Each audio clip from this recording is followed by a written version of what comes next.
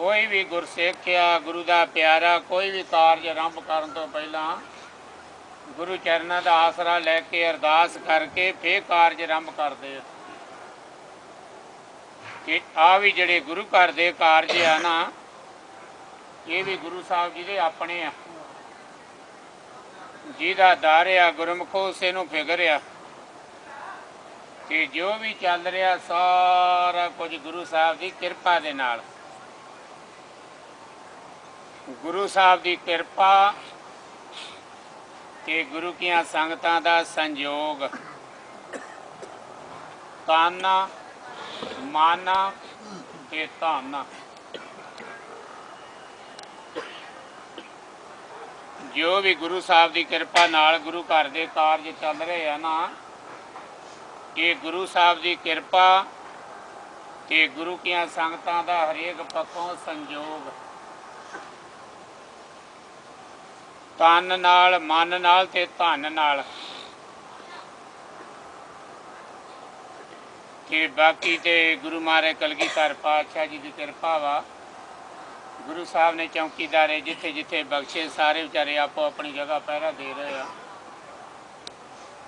ਤੇ ਕਾਰਜ ਜਿਹਦੇ ਆ ਗੁਰਮੁਖੋ ਉਹਨਾਂ ਨੂੰ ਆਪੇ ਫਿਕਰ ਆ। ਜੋ ਕਾਰਜ ਗੁਰੂ ਸਾਹਿਬ ਨੂੰ ਭਾਵੇ ਉਹ ਫੇ ਪੂਰਾ ਕਰਾ ਦਿੰਦੇ, ਸੰਪੂਰਨ ਕਰਾ ਦਿੰਦੇ ਆ। ਜੇ ਭਾਵੇ ਨਾ ਤੇ ਫੇ ਵਿਘਨ ਪਾ ਦਿੰਦੇ ਆ। ਤੇ ਚੱਲਦਾ ਜੋ ਵੀ ਆ ਗੁਰਮੁਖੋ ਗੁਰੂ ਸਾਹਿਬ ਦੀ ਕਿਰਪਾ ਨਾਲ। ਤੇ ਜਿਹੜੇ ਐਡੇ ਐਡੇ ਵੱਡੇ ਕਾਰਜ ਆ, ਜੇ ਹੁਣ ਅਸੀਂ ਕਹੀਏ ਵੀ ਅਸੀਂ 2 4 5 10 ਮਸ਼ੀਨਰੀ ਹੈਗੀ ਆ, ਗੱਡੀਆਂ ਦਾ ਕਾਰਜ ਐਡੇ ਐਡੇ ਪੂਰੇ ਹੋ ਜਾਣਾ, ਉਹ ਬੜਾ ਵੱਡਾ ਭੁਲੇਖਾ। ਆਪ ਸਾਰੇ ਗੁਰੂ ਕੇ ਪਿਆਰਿਆਂ ਦਾ ਸੰਯੋਗ ਮਿਲਿਆ। ਗੁਰਮੁਖੋ ਹੁਣ ਜਿਹੜਾ ਯੁੱਗ ਆ ਨਾ ਮਸ਼ੀਨਰੀ ਦਾ, ਪਹਿਲਾਂ ਤੁਹਾਨੂੰ ਸਾਰਿਆਂ ਨੂੰ ਪਤਾ ਵਾ ਇਹੋ ਜਿਹੜੇ ਕਾਰਜ ਹੁੰਦੇ ਸੀ ਹੱਥੀਂ, ਪਾਣੀ ਨਹੀਂ ਸੀ ਹੁੰਦਾ, ਸਾਰਾ ਕੁਝ ਹੱਥੀਂ ਸੇਵਾ, ਟੋਕਰੀ ਦੀ ਸੇਵਾ।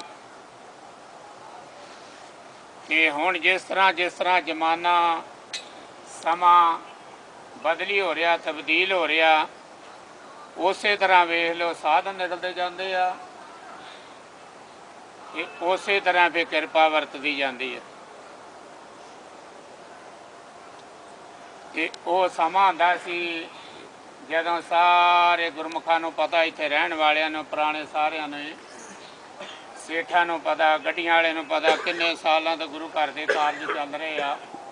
ਹਰ ਇੱਕ ਸਾਲ ਹੀ ਸਾਰਿਆਂ ਦਾ ਸੰਯੋਗ ਮਿਲਦਾ। ਨਹੀਂ ਤੇ ਗੁਰਮੁਖੋ ਏਡੀ ਦੂਰੋਂ ਲਿਆ ਕੇ 28 30 ਕਿਲੋਮੀਟਰ ਤੋਂ ਲਿਆ ਕੇ ਜੇ ਕਹੇ 2 4 5 10 ਗੱਡੀਆਂ ਤੇ ਪੂਰੇ ਕਰ ਲਾਂਗੇ, ਕੀ ਕਰ ਲੈਣਾ।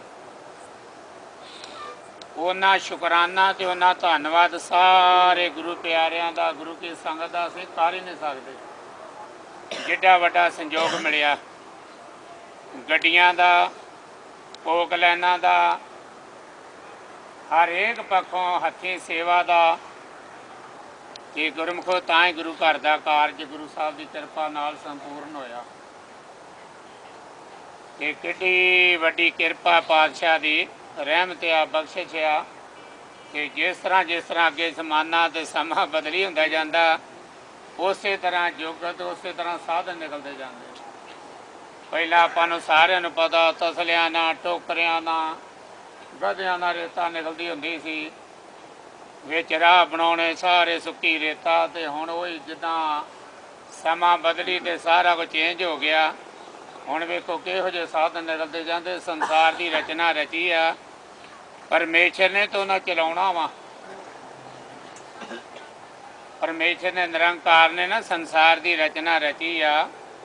ਸੰਸਾਰ ਪਰਮੇਸ਼ਰ ਨੇ ਆਪ ਹੀ ਕਿਰਪਾ ਕਰਕੇ ਚਲਾਉਣਾ। ਤੇ ਉਹ ਵੇਖੋ ਜੀਆਂ ਦੀ ਕਿੱਦਾਂ ਉਪਜੀਵਕਾ ਲਿਖੀ ਆ, ਰੋਟੀ ਰੋਜੀ ਲਿਖੀ ਆ। ਕਿਸੇ ਨੂੰ ਕਿਸੇ ਬਹਾਨੇ ਬਖਸ਼ ਰਿਹਾ, ਕਿਸੇ ਨੂੰ ਕਿਸੇ ਬਹਾਨੇ ਦੇਈ ਜਾਂਦੇ ਆ। ਕੀੜਿਆਂ ਮਕੌੜਿਆਂ ਨੂੰ ਬਖਸ਼ੀ ਜਾਂਦੇ ਆ।